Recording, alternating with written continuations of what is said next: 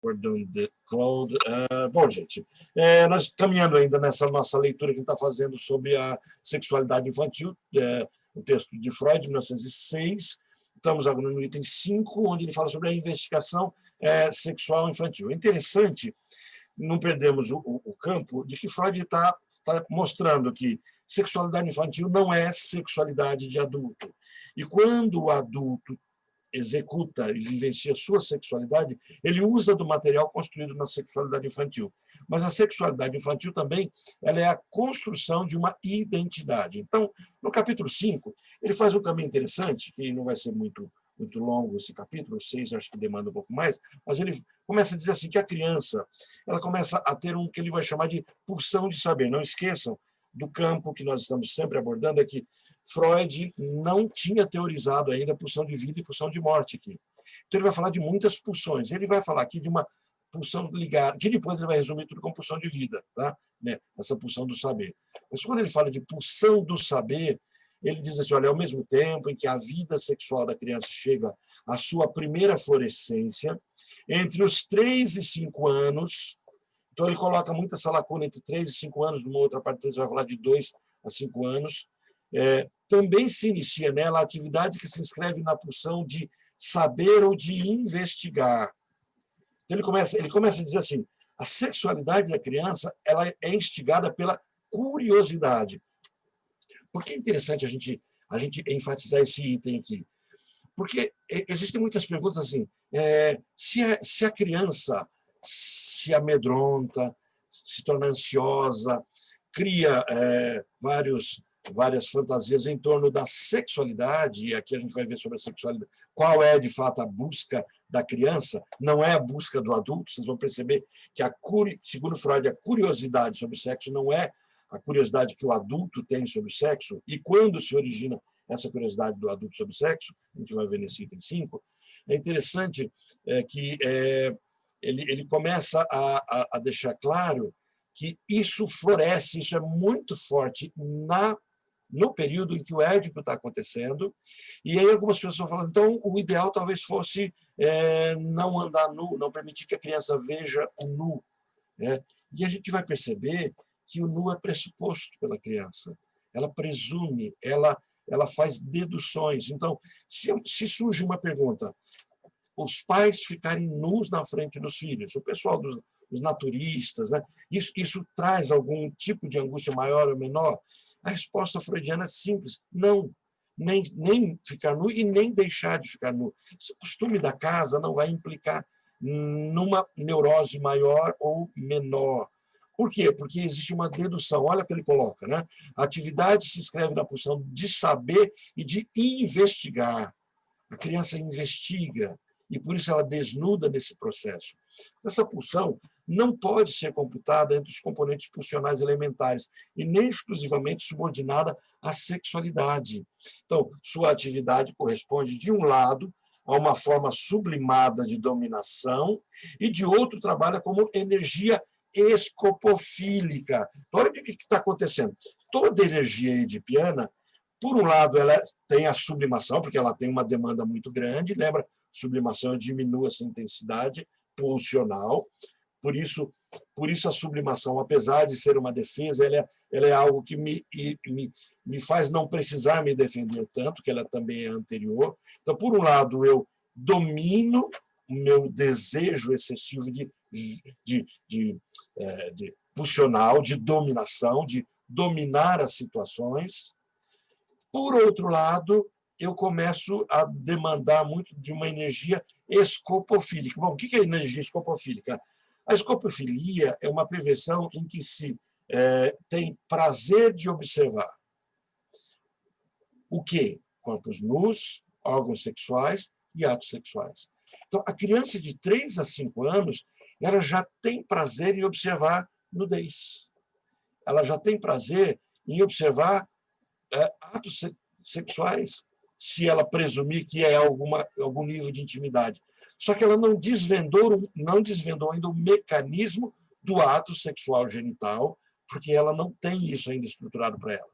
Então, o que Freud começa a perceber nos seus pacientes, nos seus estudos, é de que existe na criança essa perversão.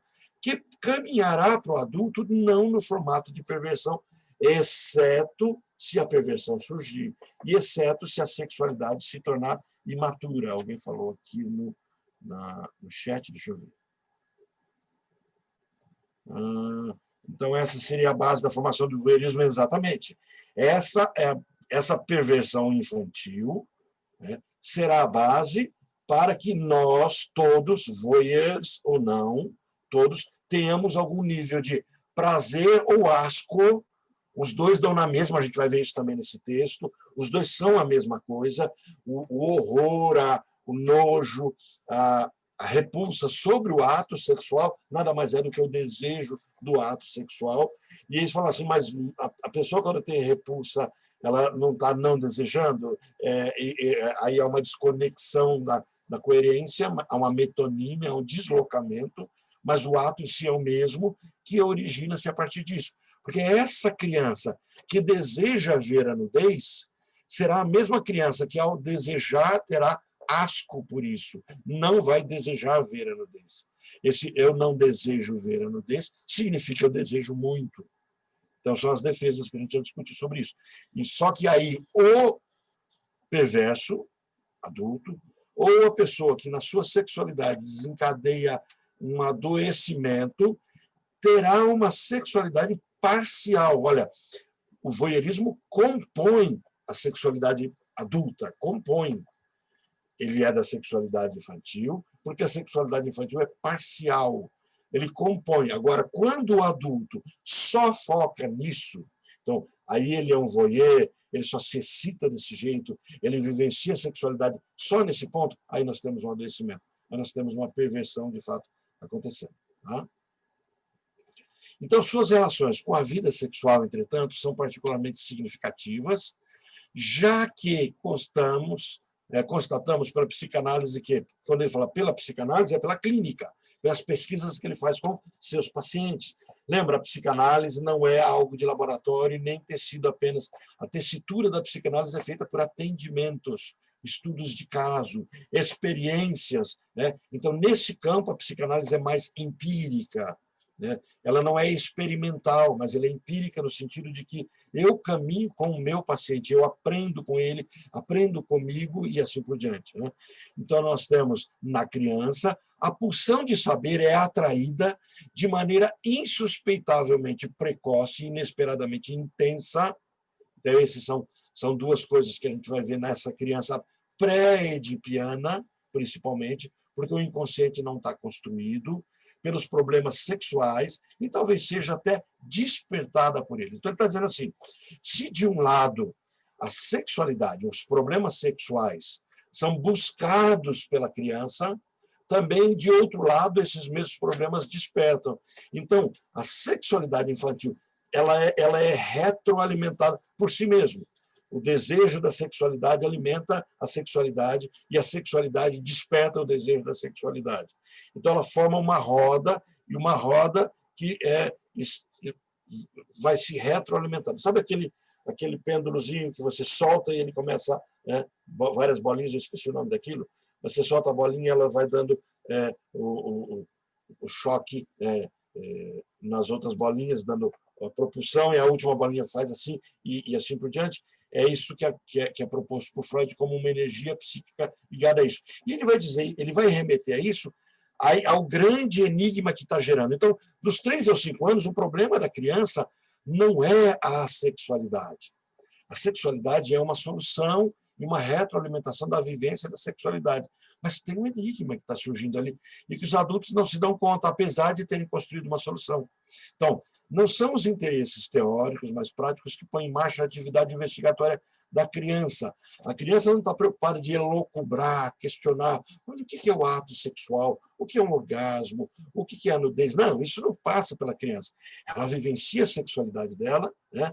E, ao vivenciar, surge uma elocubração, um pensamento profundo, uma busca arquetípica quase, né? Essa palavra o Leandro gosta. Eu falei para brincar com você, Leandro, mas também ela é bem útil, né? Arquetípica aqui. A busca da origem. De onde vim? É mais ou menos isso. De onde vim? E por onde vir? Porque a criança começa a ficar curiosa, porque ela vê a barriga da mãe crescer, e ela fala assim, o bebê está aí dentro, por onde ele sai? Porque a criança não construiu ainda o caminho, a vagina, o útero, essa construção não está construída na fantasia da criança. Mas está construído a fantasia e a origem da saída das fezes. Isso já está construído na fase anal. Existe uma contaminação. Deixa eu ver aqui, tem uma fala. No fundo, deixa eu abrir aqui para eu ver, assinar o que está falando, no fundo todos temos uma quedinha pelo Jung, né? E o que é gostoso da gente ouvir falar. A ameaça trazida para suas condições existenciais pela chegada conhecida ou suspeitada de um novo bebê. Assim como o medo de que esse acontecimento traga consigo a perda dos cuidados de amor, tornam a criança pensativa e perspicaz. Sai o filme agora, esse mês. Eu assisti ele essa semana, da Netflix, chamado, eu acho que é A Descoberta do Natal. Então, é um musical muito bem feito, muito bom. Quem quiser assistir, quem puder assistir, assista, bem gostoso. E ele traz isso. Traz psicanálise? Traz essa angústia? Traz. Mas como? Existe um personagem que quer ser único. E ele é extremamente vaidoso. Quem assistiu o filme, não vou dar spoiler para vocês assistirem, está na Netflix, bem interessante. E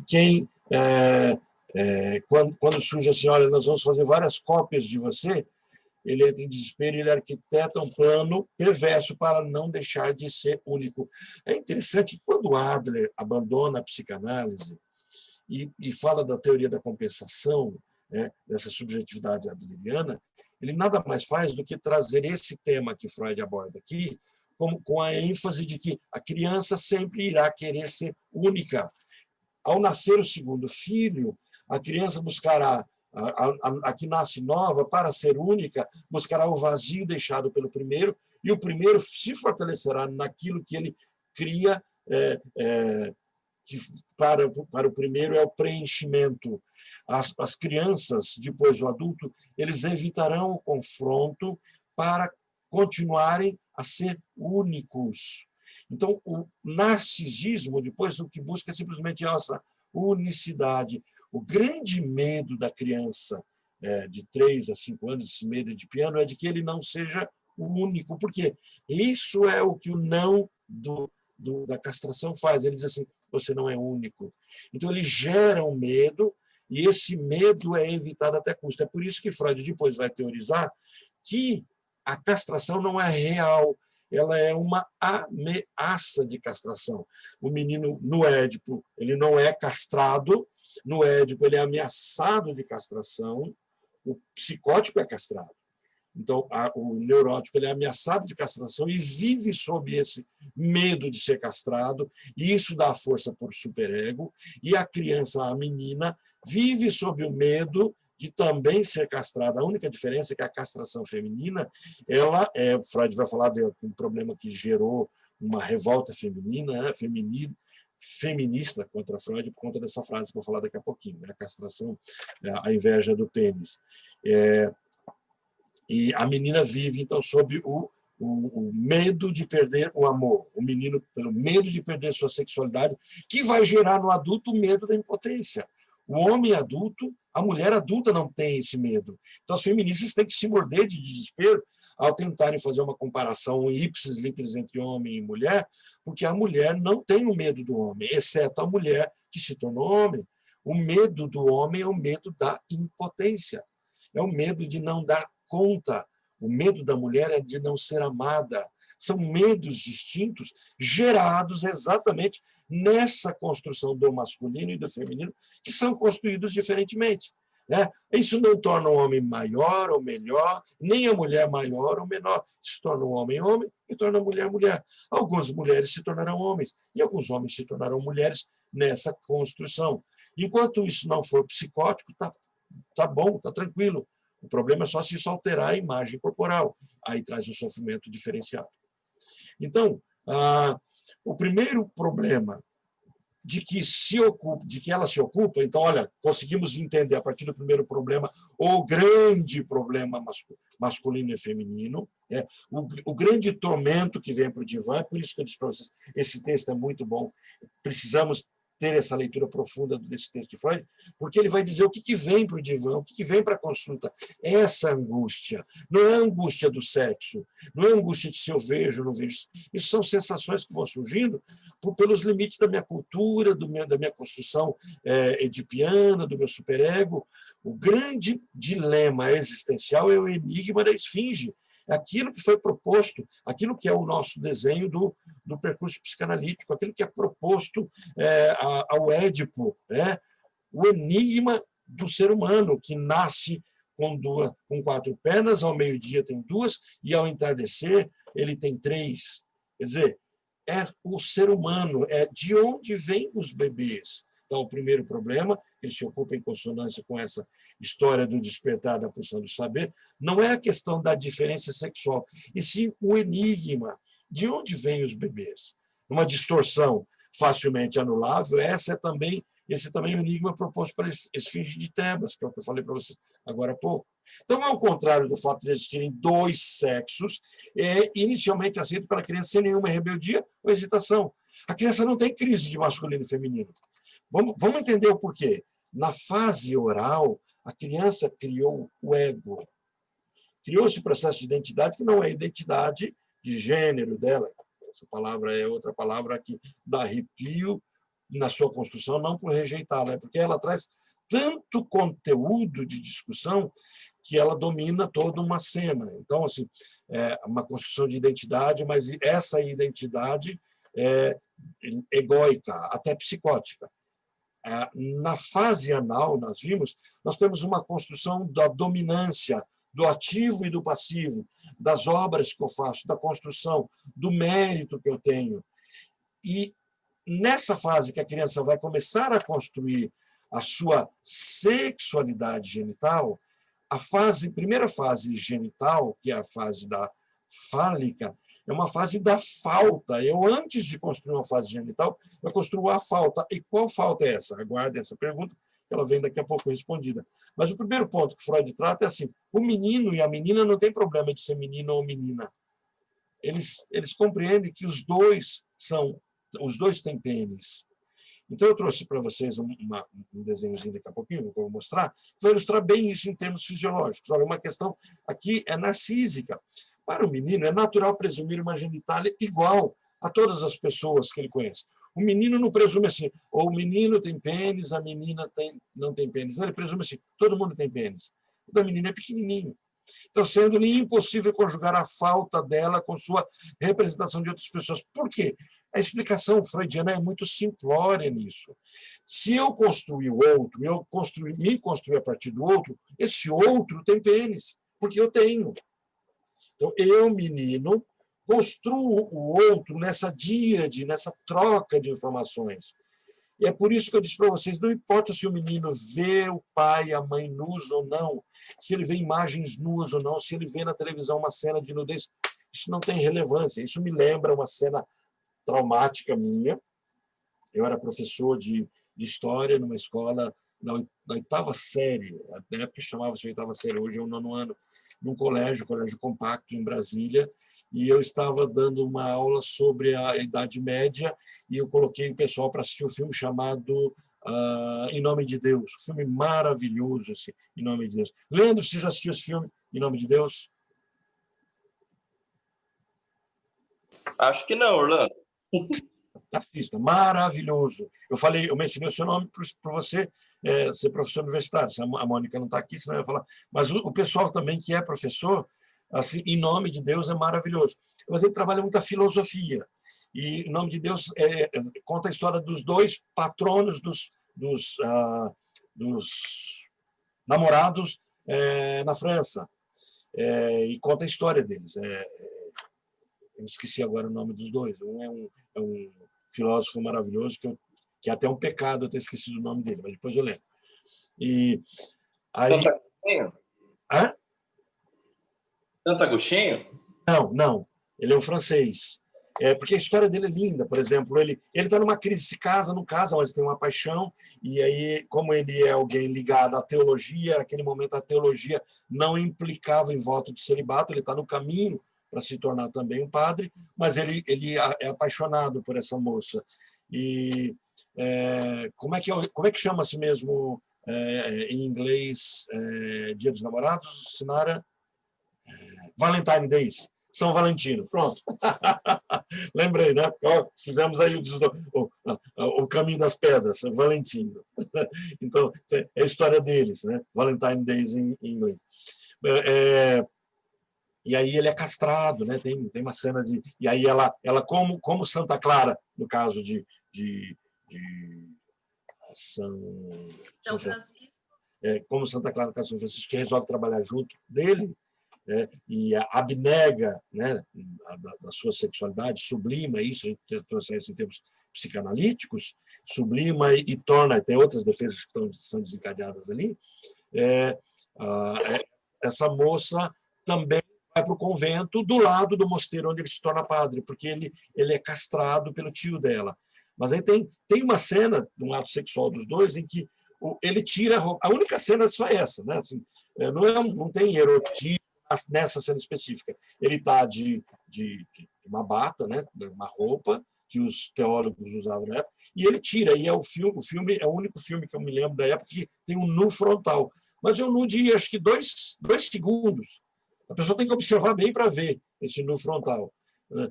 E eu tive um azar muito grande. A hora que essa cena está passando, a diretora da escola passa na porta da sala de vídeo. Dali a pouco eu sou chamado. E professor, o que os pais vão dizer, professor? O senhor passou um filme erótico para os filhos dele? Eu falei, claro que não. O filme é de filosofia, o filme é de história. Teve um nu frontal. Bom, como era uma rede de ensino, eu não fui mandado embora. Mas aquela diretora não me quis mais como professor naquela escola. Eu continuei, não era um péssimo professor nas outras unidades, né? Mas naquela, enquanto ela foi diretora, eu não voltei para ela. Então, eu me lembro bem. Gente, o olhar do nu, o olhar da criança pelo nu, esse voyeur, isso não é erótico no sentido pleno da palavra, não envolve a sexualidade, é curiosidade. Ela está construindo, ela está se construindo, a criança vai pressupor. Então, quando o menino olha o pênis, ele não está desejando o pênis. Eu me lembro, eu tinha uma esposa de uma escolinha em Brasília, e no banheiro uma professora flagrou um menino de 5 aninhos olhando o pênis do outro, pedindo para olhar.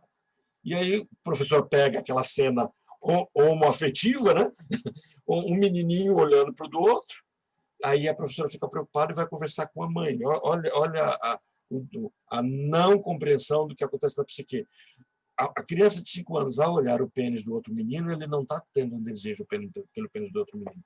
É o voyeur, ele quer ver, ele quer comparar com o dele, porque nós construímos tudo por comparação.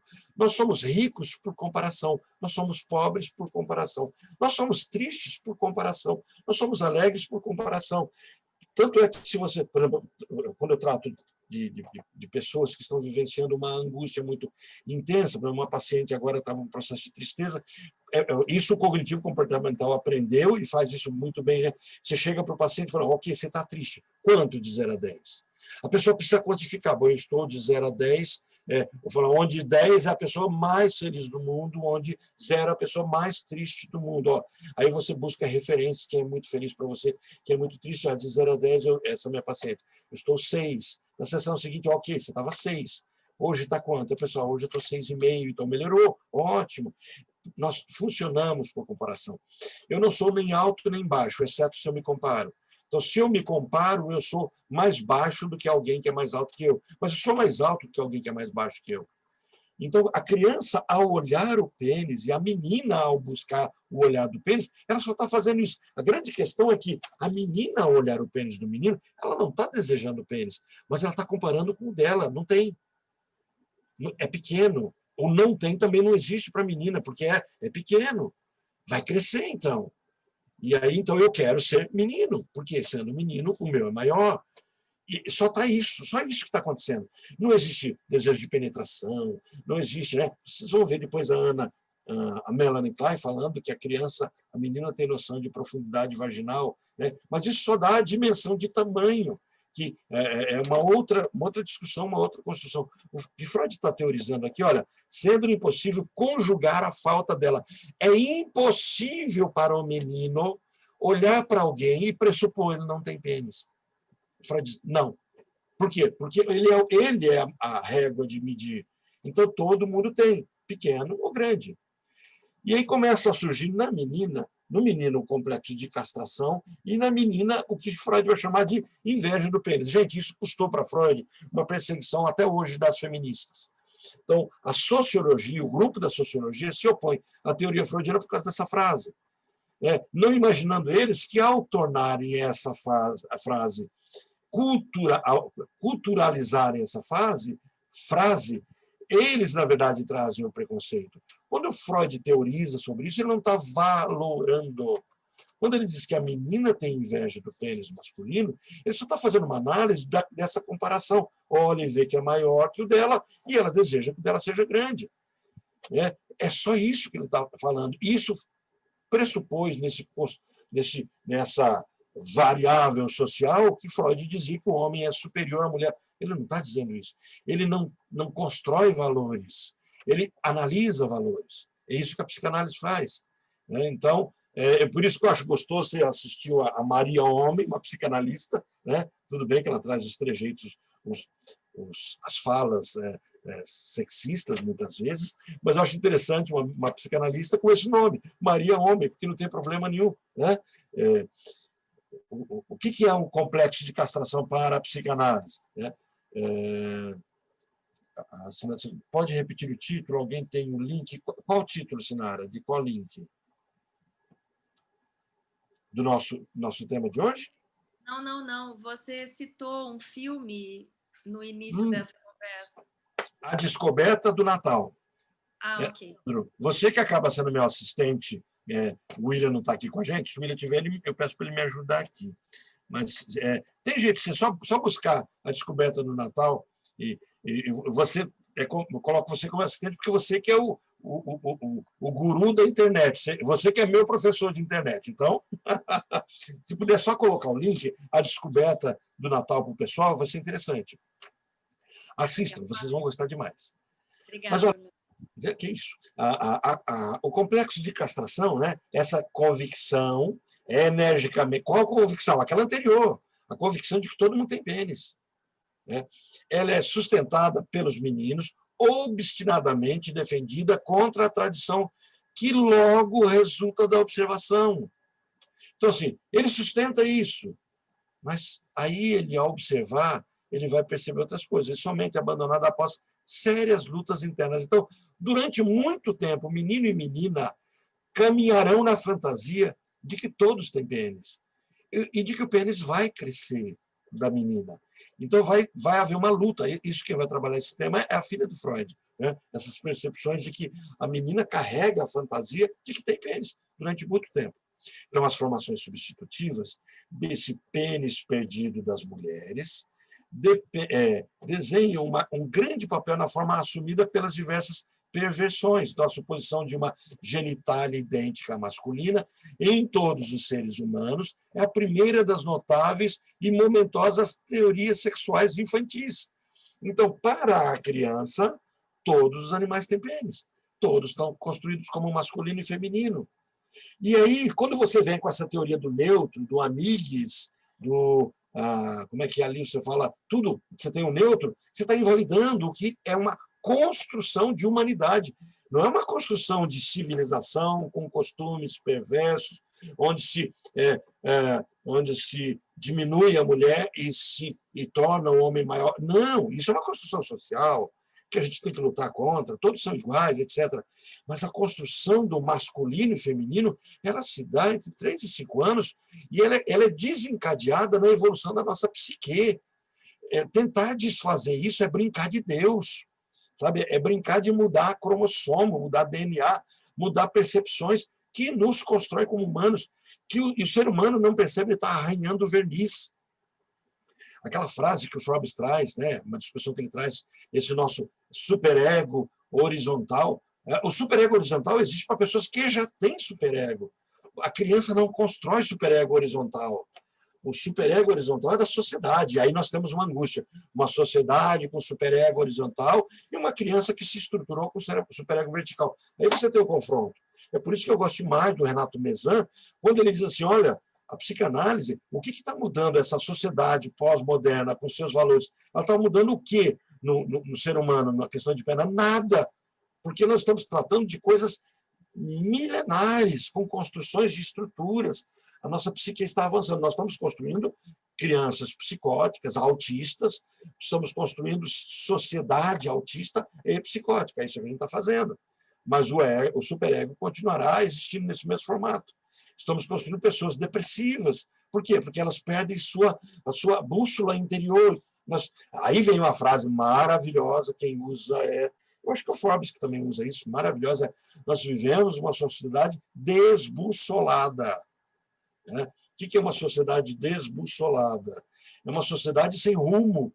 Por quê? Porque ela jogou fora o nome do pai, a interdição, e construiu. São pessoas neuróticas que vivem numa sociedade psicótica, com regras psicóticas, confusas.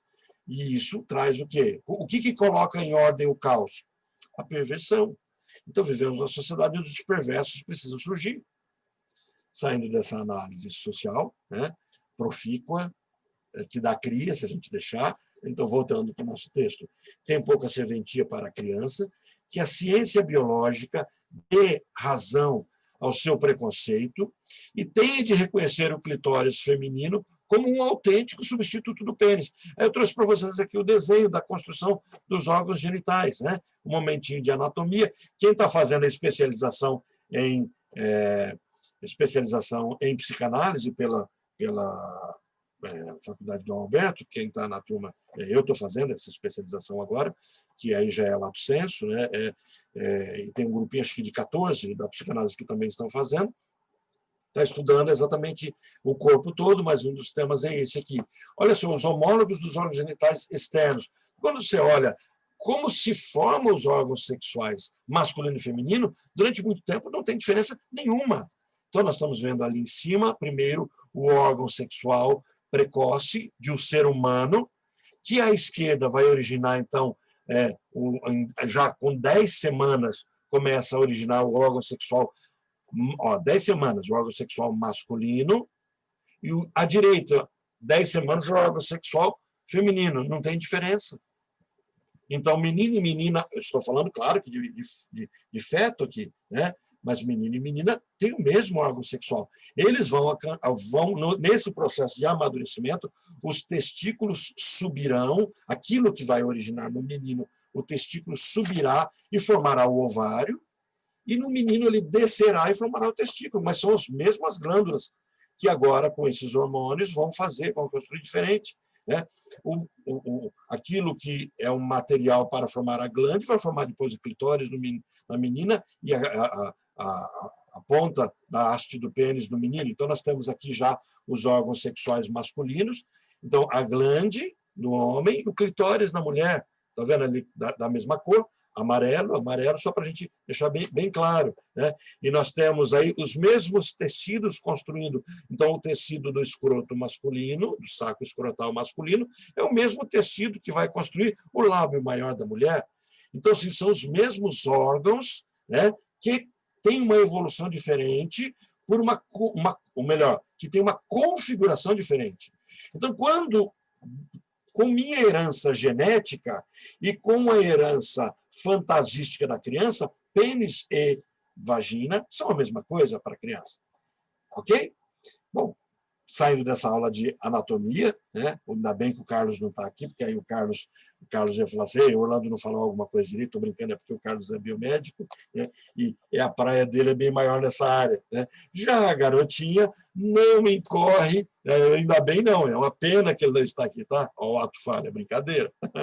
Já a garotinha não incorre em semelhantes recusas ao avisar os genitais do menino como sua conformidade diferente, ela está pronta a reconhecê-lo de imediato e é tomada pela inveja do pênis, que culmina no desejo de ser também um menino tão importante em suas consequências. Então, o que começa a acontecer nesse caminho todo, é que a menina anseia e deseja ser menino. Isso começa a trazer para ela um anseio, um desejo. Isso será importante para trazer no menino o medo e na menina também um certo tipo de medo de perda. Isso é importante acontecer. Então, isso acontece numa fantasia, onde a menina, de fato, tendo inveja do pênis masculino, tem medo de não ser aceita porque não é igual a menino. Então, ela constrói um medo que a torna neurótica. Mas e qual é o caminho contrário disso? Bom, o caminho contrário disso é simples. Psicose. A menina acreditar que tem pênis a vida inteira. E depois ela vai para uma escola que tem discussão de gênero, e lá na escola ela encontra algumas antas psicanalíticas, anta que não sabe nada de psicanálise, e que vai falar, ok, você acha que você tem pênis, ok, você tem que ser respeitada, quando você tiver a idade, a gente vai fazer você uma cirurgia e colocar um hormônio em você, e valida uma fala de uma criança que está dentro de uma fantasia que toda criança passa por ela, de 3 a 5 anos de idade. Né? Antapsicanalítica é um termo interessante. Eu acho que Freud não usou esse termo, e acho que um grupo de psicanalistas deve me execrar de eu falar isso. Mas não tem problema, eu dou conta no meu ego. A Sinara comentou algo. Então, ele está dizendo que, essencialmente, toda mulher carregará inveja no decurso da sua vida, uma inveja que pode transbordar para outros. Sinara, essa inveja ela é transformada, porque, lembra, toda essa sensação ela é pré-edipiana. E-edipiana, pré-edipiana. Ela vai ser dissolvida, ela vai ser apagada. Então, essa inveja do pênis vai ser trocada por um desejo de ser amado. Então, na verdade, não é que a mulher vai ter a inveja do masculino, exceto quando adoece, mas ela terá o desejo de ser amada. É a mesma coisa, ela só troca de roupa. Quer dizer, ao invés da mulher manter inveja do pênis, ela repõe isso, ela troca, ela fala assim, eu posso ser amada, então eu não quero um pênis, eu quero um filho. E eu quero um filho de quem me ama. Aí, então, a fantasia é trocada. Né? E aí vem a questão. As feministas recusam essa nova fantasia, entendendo que isso torna elas menores. Então, eu não posso, mulher, agora não viés feminista, eu não posso ficar buscando ser amada por um homem e nem buscando ser mulher e ter filho. E aí, então, qual é o recuo disso? O recuo disso é assumir a dor da inveja do pênis. E como se resolve isso em termos psicanalíticos? Eu sou homem, eu tenho falo, eu sou tão masculino quanto, eu disputo papel com o homem. Então, na verdade, quando as feministas ignoram todo o caminho edipiano, elas encaram o adoecimento psíquico.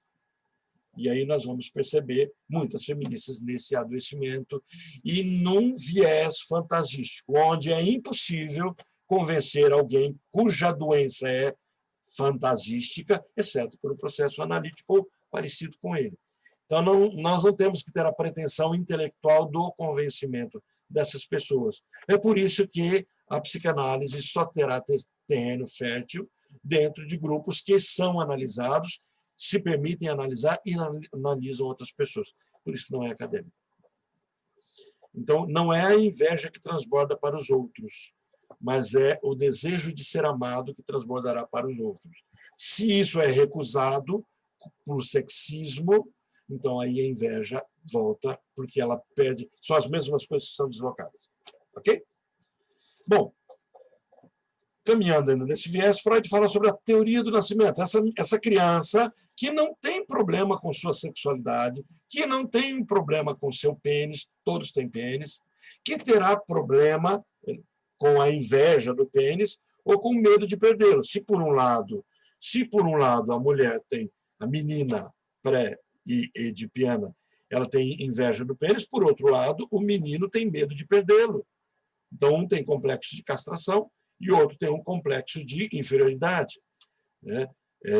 Freud escreve sobre isso num texto até 1931 ele está escrevendo sobre isso. Eu tenho uma coletânea de textos interessantes onde ele faz uma análise de um caso de homossexualidade feminina e depois ele faz revisões desse caso e esse texto é o texto que é mais discutido pelas feministas para contrariar Freud.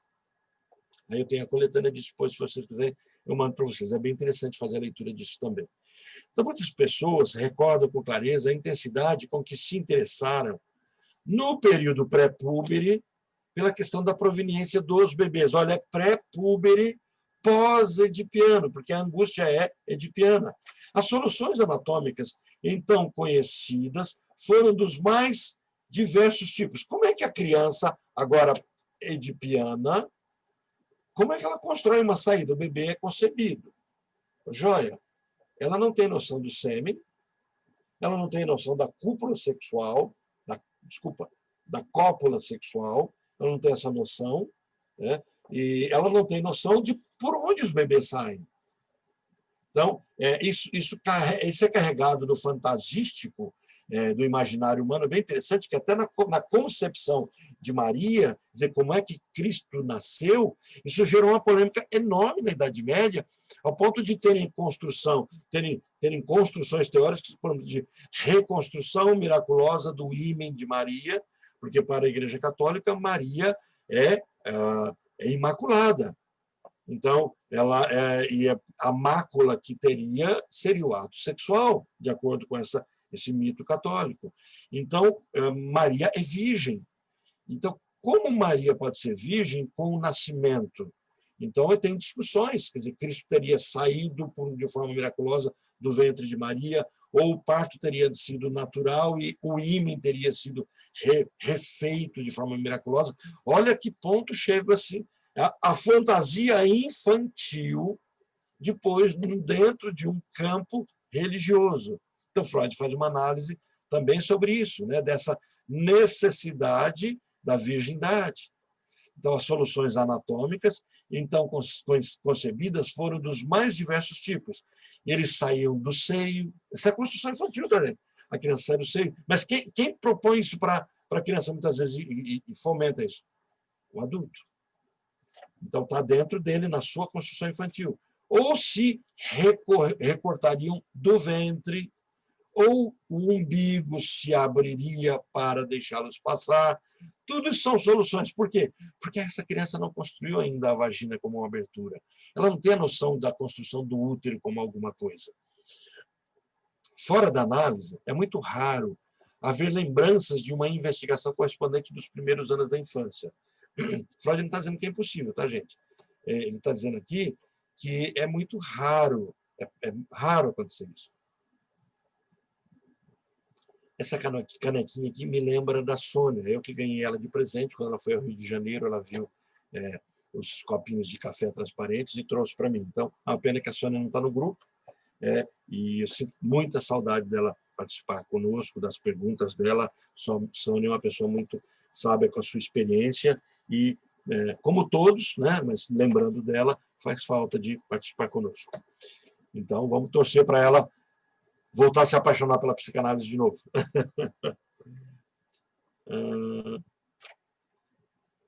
Deixa eu ver aqui que a minha...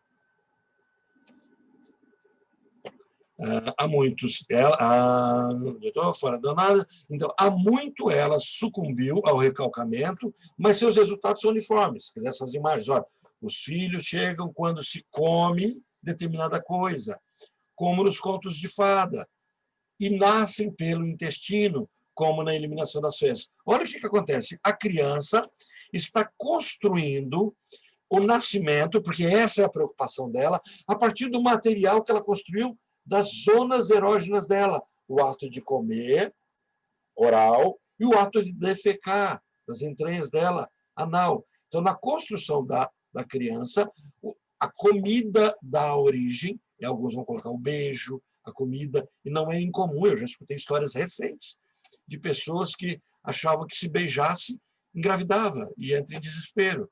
Né? A comida, o tocar nos lábios, vir para os lábios, fase oral, e depois que o bebê sairá no banheiro, né? Defecando, porque é o primeiro fruto do ser humano. Então, ele está dizendo, essencialmente, toda mulher carregar inverno, isso aqui é antigo, que a Sinara já colocou, né? Ok. Então, essas teorias infantis fazem lembrar condições existentes no reino animal, sobretudo a cloaca dos diversos tipos inferiores aos animais. Quer dizer, como é que a cobra se procria, como é que nasce o pintinho? É pela cloaca, pelo mesmo local que sai as fezes da galinha, também sai o ovo. Então, fica fácil perceber. Se vê um animal, não há dedução da criança de uma abertura vaginal, mas de que o animal, bezerro, né, vamos pensar na roça, aí, o cachorro, o nascimento desses animais, sai por um local muito parecido com humanos. Então, há uma confusão da criança sobre isso. Então, a concepção sádica da relação sexual também é construída nessa fase. O sexo é visto pela criança como ato de agressividade. Então, quando as crianças, em tenra idade, assistem à relação... Só um parêntese. Por que eu preciso entender a construção infantil da sexualidade? É porque ela será pedaços da construção da identidade, do ato sexual adulto. O ato sexual adulto é pleno, é completo, mas vocês vão perceber que alguns adultos estão com uma sexualidade infantilizada, vinculada ao infantil. Tanto a podolatria, os fetiches, a pederastia, desculpem, eu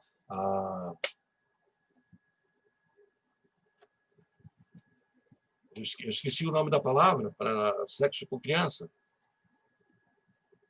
A pederastia Pedofilia. Pedofilia, obrigado, Antônio. Pedofilia, né? A pedofilia, né? São conceitos ligados a uma sexualidade infantil, né? Que será perversa. Ela deve vir no fantasístico, na fantasia, mas ela não deve ser a totalidade. Então, um podólatra tem uma sexualidade infantil, né? Mas isso não significa que um adulto não possa ter desejos de podolatria. Há uma diferença muito grande. Quer dizer, se um adulto gosta como um fetiche, como um incremento, como um apetito, um abridor de apetite, alguma coisa ligada ao pé, isso não é patológico. Mas se um adulto abre mão da sua sexualidade só pelo pé, isso é perversão. E aí a gente coloca no neurótico uma configuração patológica. Então, agora aqui, Freud transita e diz assim, e o comportamento agressivo? Porque alguns homens e algumas mulheres interpretam que o ato sexual é agressivo, um tem que machucar o outro. Olha a turminha do sadomasoquismo, olha os 50 tons de cinza. Quer dizer, como é que isso é construído? E ele vai dizer, isso é construído de forma pré-genital, na fase anal.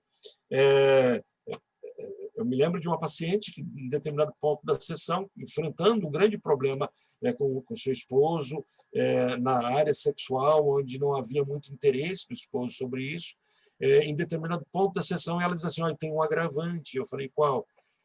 Eu sou masoquista, eu gosto de sofrer no ato sexual. Então, assim, você vê algo ligado a uma fixação anal. Então, nós tínhamos um duplo sofrimento. Só que, por essa pessoa não ser imatura na sua sexualidade, o sofrimento apenas era um incremento, não era percebido como único. A perversão existe quando é único. Os incrementos são os incrementos. De onde nascem esses incrementos? Né? Se vocês assistem o filme A Jornada da Alma ou O Método Perigoso, vocês vão ver a Sabina Spielrein descrevendo orgasmo ao levar tapas do pai. Ninguém podia bater em nada e ela, ao pensar em surra, ela sentia orgasmo. Então, de onde vem esse incremento? Olha só como é que Freud coloca, né? Quando as crianças, então, têm a idade, assistem à relação sexual entre adultos, o que é pela convicção dos mais velhos de que a criança pequena não pode entender nada de sexual, elas não podem deixar de conceber o ato sexual como uma espécie de sevícia ou subjugação. Então, quando no ato sexual um precisa subjugar, fazer um processo de servício, tornar o outro servo, ele está resgatando uma herança e talvez ele tenha sido exposto de alguma forma a uma cena sexual na infância, a uma cena sexual onde viu adultos fazendo e identificou isso como ato de sofrimento, onde se escutou sons. E não é incomum você explorar o adulto no consultório e dizer assim, você, quando criança, lembra de um ato sexual dos seus pais, e a lembrança será que escutou gemidos, gritos, falas, ais, né? Então, ao não ter a noção completa do que é o ato sexual, a criança presume que aqueles atos são de sofrimento. E aí há uma construção na fala de um sofrimento da mulher, passivo, e na fala masculina de um sofrimento de agressividade. Isso constrói um fantasístico que dará material para os fetiches de sadomasoquismo, né? Então, nós vamos ver esses grupos com essa fixação anal, né, com essa construção anal, que contaminará a vivência da sexualidade adulta. Contaminará. Isso é ruim ou é bom? Não, isso faz parte. Mas se for só isso, é ruim. Então, ou seja, de encará-la num sentido sádico. Isso é trabalhado por Freud no livro O Homem dos Lobos, quando ele fantasia o ato sexual, a partir de uma teoria de Freud sobre ele, que ele deveria ter visto o pai fazendo o coito a tergos. Coito a tergos é a mulher de 4, o homem por trás. Então, esse coito a tergos, que ele vai chamar que foi o ato do lobo, ou a posição cachorrinho, em que ele percebe a dominância do pai sobre a mãe e os gritos da mãe, a fala da mãe, que são interpretados como atos de dor. Quando o pai pega ele e dá uma surra, a interpretação fantástica do Homem de Lobos é de que ele é mulher. Então, ele deverá sentir dor nos atos sexuais e deverá procurar um homem. Isso gera nele um sentimento de um desejo homossexual, mas ele não tem desejos homossexuais, porque ele é incitado pela irmã a ser masculino e a ter um prazer genital. Ele tem crise e passa a ter surtos psicóticos. Ele foi um paciente clássico de border, ele se torna borderline na visão do diagnóstico de Freud, né? E daí vem os borders, de alguma forma, têm desejos homossexuais. Não são homossexuais, têm desejos. Opa, Orlando, mas você não disse que todo neurótico também tem desejo homossexual? Exatamente. Os borders estão muito à flor da pele. Então, esses desejos são percebidos com clareza e são julgados com muita clareza. Nos neuróticos está defendido, sublimado, deslocado, né? Então, essa é uma outra briga. Freud arrumou briga com todo mundo, né? Arrumou com o hétero porque o hétero diz que não é homo. Arrumou com o homo porque diz que o homo não é hétero e tem uma estruturação. Arrumou com o machista porque ele defende o valor da mulher. Arrumou com a feminista porque ele diz que o feminismo não é natural. Quer dizer, Freud só não foi atacado pelos freudianos. Essa é a incrível realidade. Por isso, gente, não se assustem quando vocês virem posts e artigos atuais dizendo que a psicanálise acabou. Isso é narrativa, pegando esse viés político atual. Isso é narrativa, vai sempre existir. Você vai ler isso, aí você vai descobrir que esse texto fala exatamente o mesmo que falava há 100 anos atrás, aquelas pessoas. Então, assim, não tem nada de novo. Teorias que foram evidenciadas, a psicanálise não fala nada daquilo, então não se assustem muito com isso, não. Quem lê psicanálise, ouve pacientes, ele não consegue mais dar muito valor a esses textos, exceto o fato de falar que legal, ainda se importa com as teorias psicanalíticas. Então, as crianças se ocupam muito com o problema de saber em que consiste a relação sexual, ou, como dizem elas, em que consiste ser casado.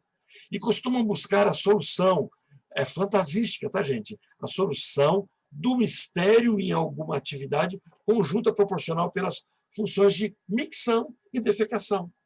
Então, o ato de urinar e de defecar assume conceitos sexuais. Daí, então, a psicanálise dá conta de entender que os fetiches ligados a fezes e urina, e se vocês procurarem sexo hardcore, alguma coisa assim, hard sex, alguma coisa, vocês vão ver todo tipo de fetiche, aberração, coisas nauseantes, em que os atos sexuais são atos de micção, né, de urinar. Houve um caso clássico na Europa, onde um rapaz chama pessoas para que urinassem nele, ele precisava de pessoas que sentissem prazer em urinar. Aí você vê, isso é doentio? Não, isso é um fetiche, é de alguém que está num nível de sofrimento psíquico onde sua sexualidade é parcial. O campo é da perversão. O campo, olha, guardem as proporções, tá? O campo é o mesmo campo que o psicopata usa para suas psicopatias. Eu não estou dizendo que as pessoas são psicopatas, eu estou dizendo que elas são perversas, estão dentro do campo da perversão. Mas, assim, o que tem que se investigar é se a perversão está atingindo apenas a sexualidade. Se atinge apenas a sexualidade, isso é revertido, porque a estrutura é neurótica. Mas pode ser um indicador de estrutura perversa. E por isso vocês vão encontrar psicopatas com situações esdrúxulas de manter relações sexuais com o cadáver, o maníaco do parque. O maníaco do parque se excitava ao matar. E depois de matar, a excitação era grande ao penetrar um cadáver. Você pega o caso que a Milena mandou no grupo para a gente, eu esqueci o nome do psicopata americano, em que ele se excitava ao ver jorrar o sangue, ao ver a vida do agredido por ele se esvaindo. Ele tinha orgasmo de ver isso. Isso é fetiche. Isso é adoecimento mental, social. Mas, na análise da psicanálise, a estrutura é perversa. Então, Freud está dando germe, está dando ferramentas para nós conseguirmos compreender como funciona a mente, não é do fetiche, mas da mente daquele que só tem o fetiche. Deixa eu falar isso de novo, porque isso é muito importante. O neurótico tem fetiche. Tá? O neurótico tem fetiche. O neurótico pode ter desejos de ser uma criança no ato sexual, então fantasia que o seu parceiro, sua parceira é uma criança, fantasia brincadeiras de pai e mãe, eles não caem a ficha. Tá? Eu me lembro de uma paciente que ela relatava que suas relações sexuais com a sua parceira, ela era homoafetiva, a sua parceira, eram atos de brincadeira de casinha. E aí, na sessão, ela se dá conta de que a parceira dela chamava ela de mamãe. E ela chamava a parceira nas brincadeiras de filhinha. E ela não dava conta de perceber que o ato era incestuoso. Então, ela era alguém que, em hipótese alguma, desejava fazer sexo com a sua filha. Ela tinha uma filha. Não passava isso pela cabeça dela, mas no ato sexual isso era uma fetiche, brincadeira. Então, fetiches acompanhados sexuais, eles são ruins? Não, eles incrementam. Eles fazem o bolso do pessoal do sex shop, eles incrementam os atos sexuais. Agora, só fetiche. Observa lá a diferença? O neurótico tem o fetiche como uma ferramenta. Mas quando o ato sexual é apenas fetiche, é só fetiche, só ocorre com fetiche, opa, temos aí um sinalizador de estrutura perversa. Sinalizador, não é o finalizador e o diagnosticador, não, tá? É apenas essa percepção. Então, vemos o fracasso típico da investigação sexual infantil. A sensação de não deu certo, deu ruim. Olha, em geral, pode-se dizer das teorias sexuais infantis que elas são reflexo da própria constituição. Opa, avancei aqui. Da própria constituição, avancei 3 telas, sexual da criança, em que, apesar dos seus erros grotescos, testemunha uma maior compreensão dos processos sexuais de que se pretenderiam os seus criadores. Olha, as crianças também percebem as alterações provocadas na mãe pela gravidez e sabem interpretá-la corretamente. Eu não vou ficar nu perto do meu filho, da minha filha, porque eu não quero que ele tenha trauma. Não, ele não vai ter trauma da nudez. Se ele não ver a nudez, ele vai deduzir. A criança é uma máquina de compreensão. A criança é uma esponja, ela está aprendendo a 1000 por hora. Nunca, nunca, nunca ela terá uma nova fase de aprendizagem tão intensa quanto ela tem na sua primeira infância. Ela está abrindo janelas de conhecimento de tudo, percepções de tudo. A nudez ela é presumida, ela é percebida por comparações pelo próprio corpo. A criança pode não ver o corpo de um outro adulto, mas ela vê o próprio. A criança pode se ver no espelho, nua, e ver o pênis pequeno, e ver o pai grande, ou ver um homem grande. Então ele deduz assim, opa, ele também tem pênis, e é grande. E aí ela cria fantasia, a menina faz o mesmo caminho. Então, assim, não tenho receio.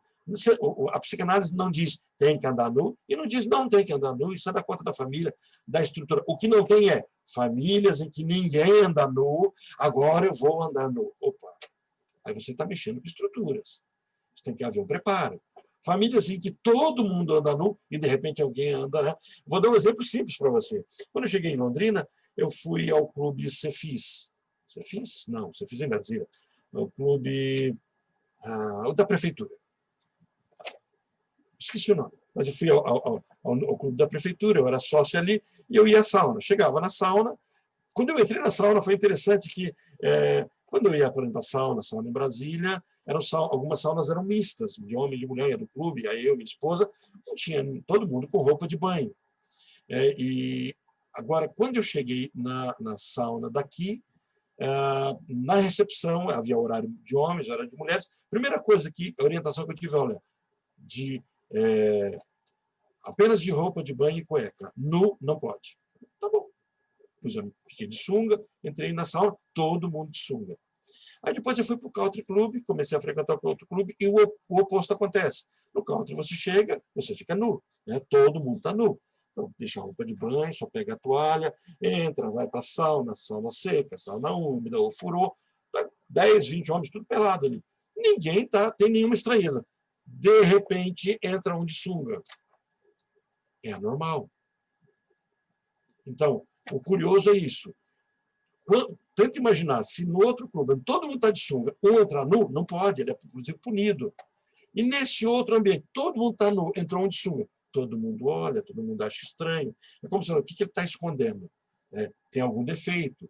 Na verdade, você percebe que isso é uma vergonha. Normalmente, os que entram nus, eles estão no processo daquilo que a gente chama de inibição. Quem assistir às aulas da supervisão vai ver, a gente vai trabalhar esse conceito. Tá? Então, assim, não tenha essa preocupação. Se na estrutura da casa todo mundo anda nu, não tem nenhum problema. Se na estrutura da casa todo mundo anda sempre vestido, ninguém se mostra nu, não tem nenhum problema. Se na estrutura da casa todo mundo anda nu e de repente um começa a se vestir, isso denuncia um problema. Tá? Crianças na puberdade terem vergonha de mostrar o corpo é normal? Desde que não seja exagerado, é normal, porque elas estão desencadeando aquilo que a gente chama de asco, repulsa. Agora, uma vergonha exagerada denuncia possibilidade de abuso ou de exposição abusiva a alguma imagem sexual. Isso existe, esse é um mecanismo de controle. Tem uma pergunta que a Sinara diz assim: a psicanálise faz alguma distinção entre inibição e timidez? Sim. Sim. E em questão estrutural. Então, nós temos a inibição, a timidez é um tipo de inibição. Então, a inibição é mais ampla, porque ela não abarca apenas a timidez. E a timidez está ligada ao medo. Então, nós teremos pessoas que são mais intimistas, pessoas que são mais envolvidas consigo mesmo, aquilo que a gente vai também chamar de introvertidas. São outros campos, não há introversão exata do Jung, que aí caminha para uma outra percepção até mais ampla do que a freudiana está falando. Agora, a timidez ela pode denunciar outro nível de angústia. Deixa a gente falar depois sobre inibição, no grupo da supervisão, eu vou trabalhar o tema timidez. A fábula da cegonha, a miúde, contada de uma plateia que a recebe com desconfiança profunda, embora quase sempre silenciosa. Eu acompanhei um caso de uma pessoa, não foi minha paciente, não, mas era uma professora, que ela contava no grupo de professores, eu estava na reunião de professores, ela dizendo assim que quando ela se casou, imagina essa cena, quando ela se casou, ela foi estuprada pelo marido. Ela se casou, ela tinha seus 13, 14 anos de idade, e o estupro aconteceu porque ela não sabia que havia sexo. Ela sequer imaginava que tinha penetração, que aquele orifício era para isso. Ela não tinha noção disso. Ninguém contou para ela. E aí nós perguntamos, mas como é que você imaginava que os bebês nasciam?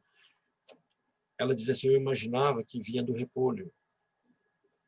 Então, ela foi violentada pelo marido, ela engravidou do marido, ninguém contou para ela por onde o bebê sairia, e ela imaginava que, por um ato miraculoso, pelo umbigo, exatamente essas cenas que Freud descreve, o bebê sairia, até que ela depois tem a notícia de que sairia pela vagina.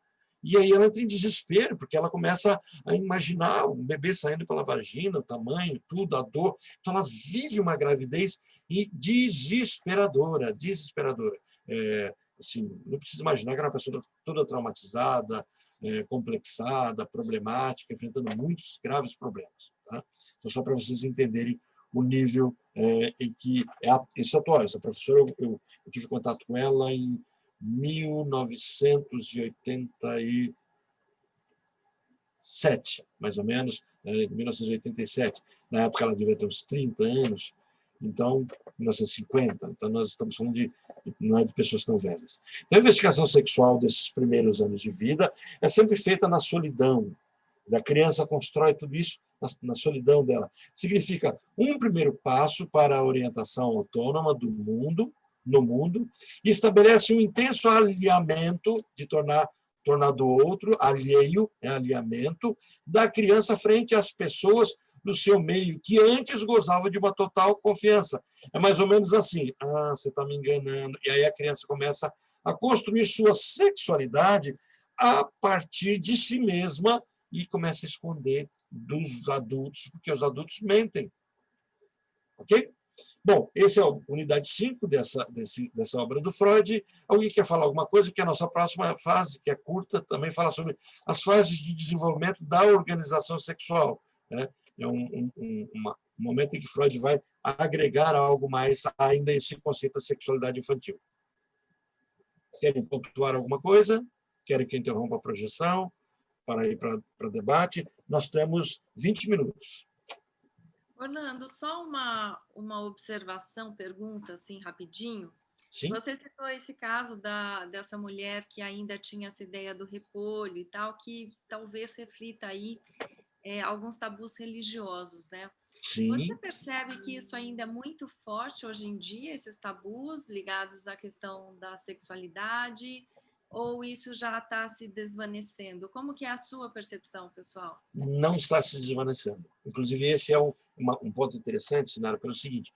Mas, Orlando, nós não estamos com tanta abertura ligada à sexualidade. Essa abertura excessiva, ela intimida. E ela traz exatamente o medo que se tem de falar sobre. Ele permanece ainda. Então, assim, se essa criança, porque nós estamos falando de criança de 3 a 5 anos, se essa criança é exposta a cenas sexuais, ela tem sofrimento e ela tem, inclusive, uma aversão, muitas vezes, muito intensa à sexualidade. Então, ela faz uma construção às avessas também. E se ela não é exposta, ela caminha no mesmo caminho da criança. Porque nós estamos falando disso, de uma criança que ainda é protegida. Agora, o que vai acontecer? Esse adulto, quando ele cresce na sociedade em que não vê tabus ao falar sobre a sociedade, o tabu já está construído dentro dela. Então, o que nós temos muito é a fantasia de que a sociedade é libertina. A sociedade não é mais libertina, ou mais liberta também, se quiserem usar um nome que não é pejorativo, né, do que a sociedade era antigamente. Os gregos andavam nus na rua. Os gregos e os romanos tinham os seus bacanais, a sua vivência sexual muito exposta. De repente, nós chegamos a um período de Idade Média. Então, assim, os vikings faziam sexo grupal sem problema nenhum. Para os escandinavos, não havia nenhum problema em um homem chamar o seu vizinho para ajudar ele numa relação sexual com a esposa. Isso não era infidelidade. Então, assim, o índio não tem problema de divórcio porque ele pode trocar de esposa. Então, o que nós temos são ilhas míopes de teóricos do nada.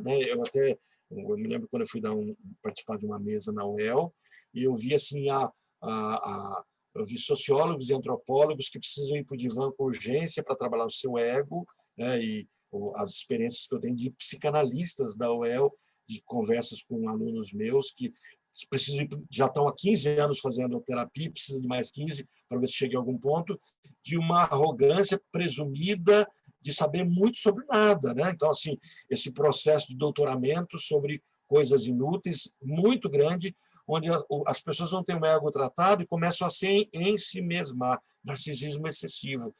Então, assim, quando você traz essa liberdade excessiva, ela não significa nada para a psicanálise. Você está arranhando verniz. As pessoas ainda estão em sofrimento, em processo de angústia, essa nudez excessiva, essa expressão. Isso já aconteceu com a sociedade. Qualquer historiador maduro consegue perceber que o que a gente está vivendo é elipse. Desculpe, é o círculo, a gente sabe que é em espiral, mas é circular. A sociedade já passou por esse momento libertário e ela passa a ter viés conservador. A gente vê agora, momento político, né? Você vê a sociedade se liberta e, de repente, tem uma onda conservadora. E depois ela vai ter, depois que passar essa onda conservadora, ela vai ter outra onda de parte libertária. Então, funciona desse jeito, né? Tolos são aqueles que acham que vão tornar a sociedade totalmente liberta ou totalmente conservadora. Não vai acontecer isso nunca, porque por um princípio muito simples, né? Nossa psique é formada na infância e as crianças são protegidas na infância pelos seus criadores, né? A sociedade, por mais monstro que seja, monstruosa que seja, ela, por mais perverso que o homem seja, ele protege suas crias como propriedade deles. Dizer que o homem não é dono do seu filho, isso pode ter sentido social. A Constituição, os direitos humanos, a criança não é propriedade dos pais, joia, muito bom. É propriedade de quem? Do Estado? Né? Alguém vai criar, e você vai colocar quem do Estado para cuidar dessa criança? Se a criança é dona dela mesma, então ela é dona de alguém que não pode cuidar dela. Ela tem que ser propriedade de alguém. Mas não estou trazendo o conceito de propriedade como mercadológica, é no sentido de ser próprio de pertencimento. A criança precisa ser propriedade de alguém para desencadear isso. Isso vai conferir a responsabilidade, mas não é assinar a responsabilidade, a criança ser responsabilidade do Estado, responsabilidade do pai. É mais profundo que isso. É o conceito de ser objeto do pai mesmo, de ser objeto, mas não é de um pai não perverso. O que politicamente deveria se compreender, sociologicamente se compreender, é a estrutura. O perverso tornará o seu objeto uma coisa. Não é isso que a psicanálise defende. Porque a psicanálise defende que a criança seja objeto de um pai e de uma mãe neuróticos, que têm capacidade de amar. Então, pessoas perversas são incapazes de amar. Então, essas pessoas precisam da tutela de um Estado que coloque essas crianças sob uma proteção. Isso é óbvio e nítido. Mas não sob a proteção do Estado, que não é nada, é uma coisa. O Estado é perverso. O Estado é o grande Leviatã, e ele precisa disso. O Estado ele é cruel e ele precisa dessa crueldade. Né? O ser humano não, o ser humano precisa da sua humanidade, ele precisa se colocar no lugar do outro. Uma coisa é o Estado que desencadeia, num Estado legítimo, a pena de morte, o Estado executa. E outra coisa é o ser humano executa. Né? Fazer justiça com as próprias mãos não é justiça. Né? Eu estava assistindo uma série chamada Os Bárbaros agora, achei bem interessante quando o homem é julgado pelo direito romano por um general e uma pessoa germânica, que é um bárbaro, né? O germano diz assim, olha a frase, que frase brilhante, dizendo para um romano que se ostentava em todo o seu iuris, né? O seu direito. Né? Aquele bárbaro diz assim, nenhum homem é apto a julgar outro homem porque são iguais. Apenas um Deus tem capacidade de tirar a vida de um humano. E esse Deus pode se expressar por meio de um grupo. Então, esses bárbaros, para condenar alguém à morte, tinham que se juntar com todos os seus colegas, e esses colegas precisavam votar. E se todos votassem pela morte dele, aquela era a voz de Deus. Olha que plenitude de direito. Eu sou fã desse direito, não entendo muito dele, né? Mas do pouco que eu conheço do direito escandinavo, do direito viking, é muito interessante, é muito mais humano. Né? Mas o direito romano é aquilo que está escrito. Se ele está escrito que o general tem direito de vida e morte sobre alguém no seu batalhão, ele manda matar, é uma história. Ele é a voz de Deus. Ok? Sinara, ficou esclarecido quando você colocou essa sobre quando você colocou a questão da responsabilidade, que eu entendi o que você quis dizer, só quis pontuar aqui a responsabilidade de alguém neurótico e nunca de um perverso, porque o perverso não tem responsabilidade com o outro, mas consigo mesmo e seus próprios valores. E por isso que o Estado é perverso. O Estado precisa ser perverso.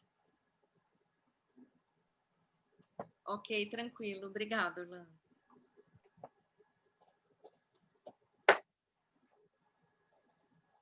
Bom, então vamos avançar mais um pouquinho, dá pelo menos para a gente dar uma introdução sobre as fases de desenvolvimento da organização sexual, olha, até agora destacamos como características da vida sexual infantil o fato de ela ser essencialmente autoerótica. Então, ele vai fazer uma passagem aqui dizendo assim, tá vendo? A sexualidade da criança, ela é autoerótica. Ela está envolvida com o próprio corpo. Sua oralidade, aquilo que é anal e aquilo que é genital, mas ligado ao falo. Tá? Não é o genital ligado ao adulto, ao falo. Tá? Então, seu objeto encontra-se no próprio corpo. Eu não faço sexo com algo que esteja fora de mim. Apenas eu construo fetiches. É por isso que ela também é perversa. Eu faço essa construção. E de suas pulsões parciais serem inteiramente desvinculadas, independentes entre si em seus esforços pela obtenção de prazer.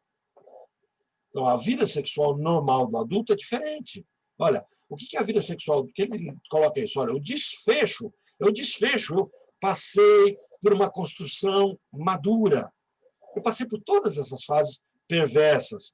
Então, por isso que não é errado para o neurótico, para o normal, na sua vivência sexual, buscar ganchos, né, ligados ao cheiro, ao toque, à fala, ao controle, à dominação, ao ser dominado. Tudo se compõe. Mas, olha, o desfecho do desenvolvimento constitui a chamada vida sexual normal do adulto, na qual, olha o que acontece nessa fase. Primeiro, a obtenção do prazer fica a serviço da função reprodutora. Bom, aí nós temos uma grande discussão que Freud não travou, que nós não vamos travar, mas eu quero só tocar nela, porque nós temos a questão de que, para a psicanálise, o ato de ejacular, o ato de ter orgasmo e o ato de ter ato sexual pleno, penetração, compõe a sexualidade adulta.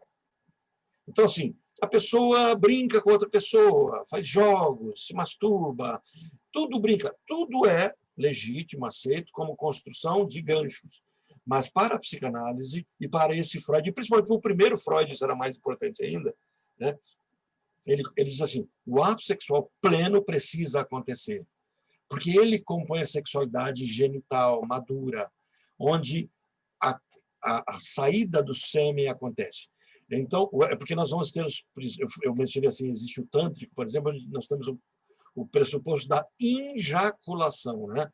E a injaculação é o homem começa a desencadear um fenômeno no corpo onde ele impede que haja uma ejaculação. A ejaculação é uma ejaculação para dentro, ao invés do homem ejacular dentro da mulher, para evitar a fertilização, ele ejacula para dentro da própria bexiga. Então, ele consegue mudar os músculos, né, e tem esse controle. E esse processo de injaculação aumentaria tanto o orgasmo masculino, quanto a constância, mais tempo de ereção e assim por diante. Bom, Freud não está entrando nesse nível de discussão. O que ele está trazendo a discussão aqui é de que o ato sexual pleno, biológico, construído, lembra? Ele constrói a psique paralela ao corpo. E o corpo busca essa maturidade. Qual é a maturidade que o corpo busca? A ejaculação. O corpo providencia todo o recurso da sexualidade para levar o homem a um sexo para procriação. Paralelo a isso, a gente vai construindo o psíquico.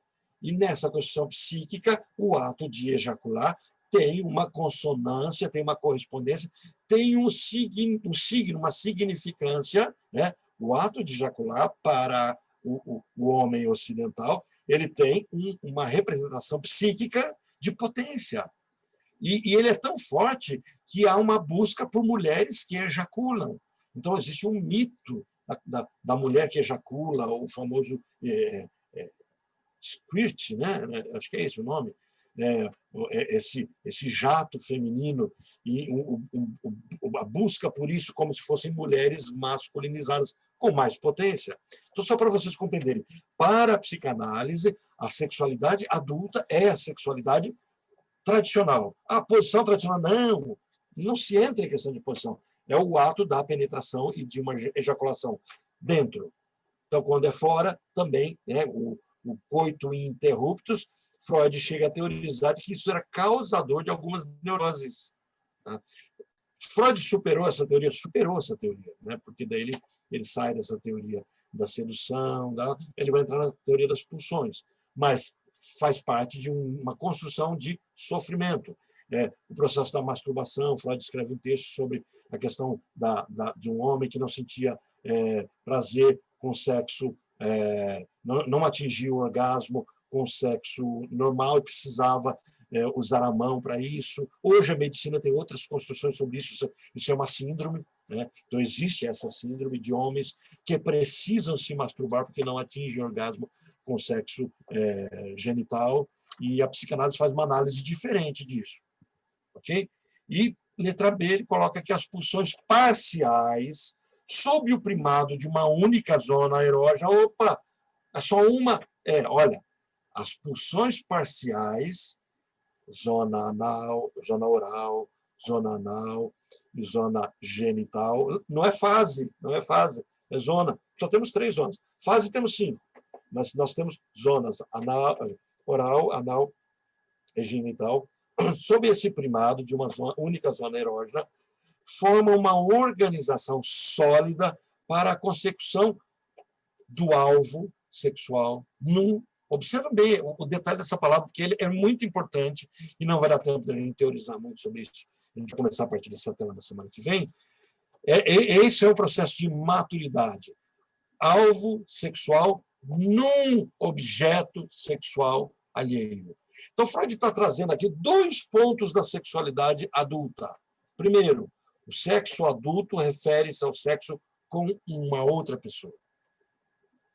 Então, se eu busco a sexualidade comigo mesmo, e por isso busco o igual a mim, eu começo a ter uma sexualidade parcial, infantil. E por isso os fetiches podem entrar no caminho. Se eu busco a sexualidade em vários objetos de desejo, não sei optar qual é o meu objeto de desejo, eu não sei se eu gosto de homem, eu não sei se eu gosto de mulher, eu não sei se eu gosto de bicho, de animal, eu não sei se eu gosto de objetos, eu não sei se eu gosto de grupo, sabe? Essa dúvida, essa não escolha, ele diz assim, isso é infantil. Então, assim, a relação sexual, o papel da sexualidade do adulto ele definiu que é com uma outra pessoa que não é ele, e ele definiu que é com um tipo só de pessoa. Ele definiu. Não é assim. Quando você vê aquelas frases, eu não sei se eu gosto, se eu faço sexo, se eu sou hétero ou se eu sou homem. É imaturo. Precisa trabalhar isso no divã. Precisa compreender que todos nós somos homo e hétero, mas fizemos uma escolha de objeto de desejo. E não tem como... O meu objeto tem forma, tem aparência, ele tem identificação, não como uma pessoa, mas como uma identificação. Então, quem é esse meu objeto que eu identifico como minha busca? Objeto sexual alheio. Ele vai gastar esse momento para deixar claro que a sexualidade adulta faz o caminho da busca do amor, isso é, do vínculo com o outro. Então, você vê o relato de uma pessoa, eu já ouvi vários relatos de vários pacientes em adoecimento, principalmente pacientes que começam a se envolver com adições, maconha, cocaína, álcool, todo esse processo de adição, né, e o processo de masturbação, você começa a ver um empobrecimento em amar, em se doar ao outro e sentir o outro se doando para ele. Essa troca. É por isso, não perca o ponto que Lacan traz assim: amar é dar o que não se tem, o que não se quer. Amo-te em ti mais do que tu. Esses poemas lacanianos trazem muito essa noção de que o homem ou a mulher, adultos, têm um objeto de desejo que não é indefinido. E essa construção de gênero indefinido, isso é perverso. Isso é um ato de perversão. Isso não é do diabo, essa coisa. Não, isso é construção de igreja. Isso é construção de outros tipos de valores, que a gente pode respeitar ou não. É perversão, é negar à criança aquilo que a constrói de forma madura, é perpetuar uma imaturidade, é tornar o nosso futuro construído por crianças que não sabem quem são, e que vão buscar um vazio existencial e vão buscar na droga um reconhecimento disso. Vão estar incapacitadas de amar. É incrível a gente ter a percepção de como a sociedade ligada a esses valores sociais, começa a caminhar para a indiferenciação, né? Então, assim, não tô fazendo apologia à frase que foi dita no passado, mas só para entender, homens vestem azul, mulheres vestem rosa, é uma frase madura, né? Eu agora não estou dizendo que o homem tem que vestir azul, não, pode vestir rosa, sem problema nenhum, mas tem que saber que é masculino. Olha, o homem não precisa saber que ele é hétero só, ele pode descobrir que ele é homo, sem problema, está tranquilo. O que ele não pode é não saber se é hétero ou se é homo. É ter as duas escolhas. Aí ele é criança. E se ele é criança, ele tem dois caminhos. E aí é mais complicado. Ele está doente, então vamos tratá-lo, ou ele é perverso. Ou ele está doente, ou ele é perverso. Porque o saudável sexualmente, a sexualidade adulta, ela tem o caminho da construção do outro. Ela precisa disso. Então, o que nós vemos nessas organizações pré-genitais é a construção, o material para a construção de uma sexualidade plena. Então, você fala, mas joia, tudo bem, Orlando, mas como então tem a fase anal, eu vou ficar parado nisso. Observa o que Freud coloca. O estudo das inibições e perturbações desse processo de desenvolvimento, com a ajuda da psicanálise, permite-nos identificar o quê? Se eu estudo a inibição e a perturbação, a doença, eu identifico na doença o quê? Rudimentos e etapas preliminares de tal organização das pulsões parciais, que, ao mesmo tempo, resulta numa espécie de regime sexual. Quando eu vejo uma pessoa presa a uma sexualidade específica, presa, ela está usando rudimentos, coisas primitivas, ela não conseguiu amadurecer. Deixa eu ver aqui, alguém colocou alguma coisa, basicamente falando do azul para os meninos e rosa para as meninas, podemos dizer que o ser humano precisa de parâmetros claros para a sua autorrealização psíquica como base para o seu desenvolvimento. Está perfeito, Sinara. Porque se eu tenho parâmetros claros, eu tenho como medir se eu estou certo ou errado. Não é isso é certo ou errado. E isso já foi construído. Agora, perceba, eu, neurótico, construí o parâmetro certo e errado que tem um invólucro, não tem um conteúdo. O conteúdo da cultura vai me dar. Construí isso nos meus 3 a 5 anos. E agora eu me encontro com uma sociedade que diz assim, não tem parâmetro. A confusão começa a existir. Então, quer dizer que eu posso ser qualquer coisa. E aí isso gera culpa. E aí o que eu tenho que fazer para não ter essa culpa? Tem que encher a cara, né? Tem que fumar uma maconha para poder ser aquilo. Então, eu vejo que socialmente eu posso transar com quem eu quiser. Vou para um bacanal, vou lá para a festa da cerveja da UEL, festa da cueca da UEL, vou ficar até as altas horas da noite e vou ser de quem eu quiser ser e de quem me quiser. Mas no dia seguinte o meu superego fala assim, opa, cara, o que você fez da sua vida? Não, vou fumar uma maconha para não pensar nisso, porque eu tenho que abrir a minha mente, eu vou encher a minha cara de novo para participar disso. E aí eu começo a tornar flácido o meu caráter. Isso não é bom. Isso não é bom. Caráter flácido é uma outra forma de dizer assim, se torna um mau caráter. E as pessoas que têm moral ao se tornar um mau caráter, elas sofrem. E aí elas querem se matar. Ou elas precisam de coisas para tornar a vida suportável. Então, precisamos do conceito de certo e errado por uma questão ética, inclusive, para nos dar material para isso. Somente nos casos patológicos é que são ativadas e se tornam passíveis de conhecimento pela observação. Essas fases de organização, desculpa, essas fases de organização sexual são normalmente atravessadas sem dificuldade, revelando-se apenas por alguns indícios. Nós passamos por todas as fases sem problema nenhum. A gente só vê ela sendo apresentada quando elas são ativadas por algum motivo. E aí a gente começa a ter um certo desconforto. Então, chamaremos pré-genitais as organizações da vida sexual, que as zonas genitais ainda não assumiram seu papel preponderante. Então, até aqui tomamos o conhecimento de 2 delas, que dão a impressão de constituir recaídas em estados anteriores à vida animal. Então, a primeira fase que nós já vimos chama-se organização sexual canibalesca. O que é a organização sexual canibalesca? A primeira dessa organização sexual pré-genital é a oral, ou, se preferirmos, canibalesca. Nela, a atividade sexual ainda não se separou da nutrição, nem tampouco se diferenciaram correntes opostas em seu interior. Quer dizer, a criança, nessa fase, ela identifica comer com sentir prazer. Comer com sentir prazer. Isso vai dar base material para, no futuro, eu também fazer o mesmo caminho. Toda vez que eu quero prazer, eu como. Toda vez que eu quero me sentir bem, eu como. Mas também vai trazer depois o vínculo de toda vez que eu estou fazendo sexo, eu estou comendo. Então, esse ato vai surgindo. É construído na primeira fase. Mas é só isso que compõe a vida sexual? Não, é uma fase. O objeto de uma atividade é também o de outra. E o alvo sexual consiste na incorporação do objeto, na primeira fase.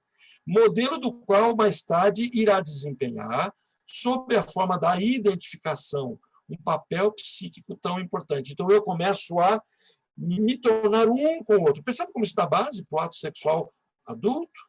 Como resíduo dessa hipotética fase de organização, que nos foi imposta pela patologia, podemos ver o Schuchard, que nós estudamos bastante, no qual a atividade sexual desligada da atividade de alimentação renunciou ao objeto alheio em troca de um objeto situado no próprio corpo. Então, no primeiro momento da minha existência psicossexual, na fase oral, eu separo, e no momento que eu separo, eu construo o meu autoerotismo, o prazer de sentir prazer. O prazer de sentir prazer em mim mesmo, e não de dar prazer ao outro. Uma segunda identificação que é trazida aqui, é a segunda, essa é bem curtinha. Não adianta a gente falar rápido sobre isso aqui. Vai ficar para o próximo encontro. Então, no próximo, eu vou fazer vou começar a partir daqui, organizações pré-genitais.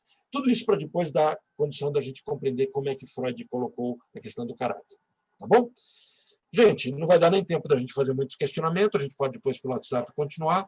Muito obrigado pela presença de vocês hoje. Os que quiserem ouvir um pouquinho sobre o texto do Freud, inibições, sintomas e ansiedades, nós vamos gastar 10 minutos da supervisão para começarmos a trabalhar um texto, e depois o restante é a supervisão. Lembrando que apenas aqueles que têm pretensões clínicas que devem participar da supervisão. Os que não têm pretensões clínicas, eu acho que todos aqui têm, vai ser interessante para instigá-los, mas ali a gente está falando de experimentos e estudos de caso. Todos vocês são bem-vindos e convidados. Okay? Gente, muito obrigado e até quinta-feira, às 9 horas, temos os encontros da turma que termina todo o curso no final desse ano. Um abração para todos.